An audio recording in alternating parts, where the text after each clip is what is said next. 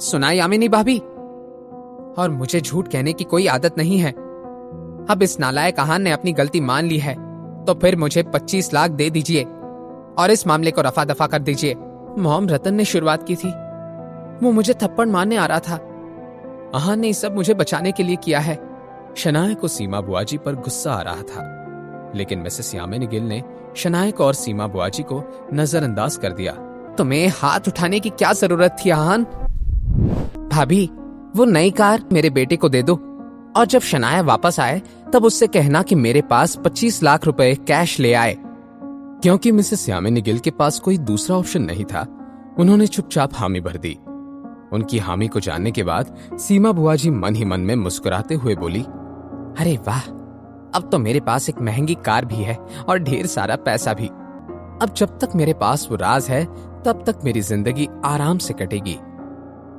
जहां एक तरफ कोई आहान की वजह से खुशियां मना रहा था, आहान थोड़ा डिप्रेस महसूस कर रहा था। आहान ने कभी भी मिसेस यामिनी गिल की कड़वी बातों को दिल पर नहीं लिया था, मगर आज उसे वो बहुत चुभ गई थी। तभी शनाया अपने बिल्डिंग से बाहर आई। उसने आहान की उदास आंखें देखी। मैं बहुत बड़ी बेवकूफ हूं, उसका दिल बहुत साफ है, तभी तो खुद से ही पहले वो मेरे और मॉम डैड के बारे में सोचता था। एकदम से शनाया को आहान का चेहरा याद आया और वो भागकर आहान के पास चली गई। शनाया, क्या हुआ? क्या आप ठीक हैं? आहान, आई एम सॉरी। पता नहीं घुटनों के बल बैठकर उस रतन से माफी मांगने की बात को तुमने चुपचाप कैसे सुन लिया। अगर मैं तुम्हारी जगह होती तो वो सब सहन नहीं कर पाती। मैं ठीक हूं, आपको फिक्र करने की कोई जरूरत नहीं है। मैं तुम्हारी वाइफ हूं, याद है ना? हम दोनों एक टीम हैं। तुम्हें मेरे सामने ठीक होने का दिखावा करने की कोई जरूरत नहीं है। मैं शर्मिंदा हूं, प्लीज मुझे माफ कर दो। शनाया, आपको मुझे कभी भी सॉरी नहीं कहना है। आप कुछ गलती कर ही नहीं सकती। लेकिन मॉम की तो गलती है ना, उन्हें तुम्हारे साथ ऐसा पेश नहीं आना चाहिए था।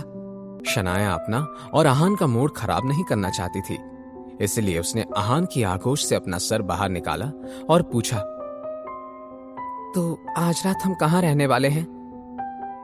हम? शनाया, इस सब की कोई जरूरत नहीं है। मॉम ने मुझे घर से निकाला है, आपको नहीं। आपको मेरे लिए परेशान होने की जरूरत नहीं है। और घर लौट। बिल्कुल नहीं। अगर मॉम तुमसे माफी मांगकर तुम्हें घर वापस आने का नहीं कहेंगी तो मैं भी घर नहीं लौटूंगी। तो फिर हम रोजवुड स्प्रिंग में चलते हैं। जब से आहान ने वो बंगलो खरीदा था, उसे वहां रहने का एक मौका भी नहीं मिला था।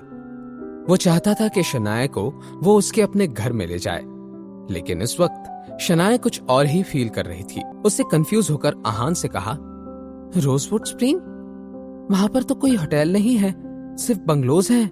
हम होटल में क्यों रहेंगे? हम होटल में नहीं रहेंगे तो कहाँ रहेंगे?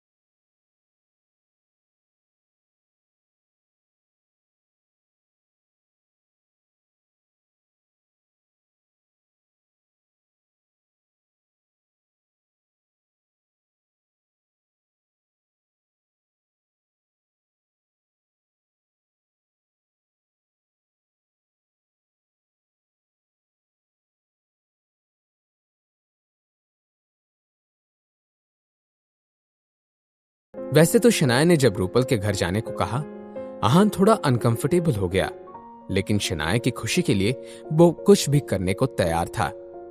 कुछ देर चलने के बाद आहान और शनाया ने टैक्सी रोकी और रूपल के घर जाने लगे।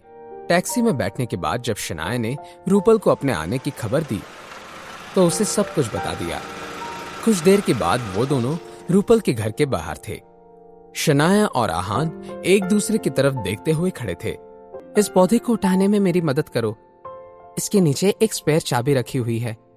वो पौधा थोड़ा ज्यादा ही भारी था। उसे उठाने की कोशिश करते हुए आहान और शनाया थोड़े नजदीक आ गए, लेकिन हमेशा की तरह इस बार शनाया नर्वस नहीं हो रही थी, बल्कि उसके आहान की तरफ देखकर स्माइल किया। क्या आज शनाया अपने दिल की बात कह पाएगी? क्या आहान और शनाया का रिश्ता आगे बढ़ पाएगा? जानने के लिए सुनते रहिए पॉकेट एफएम।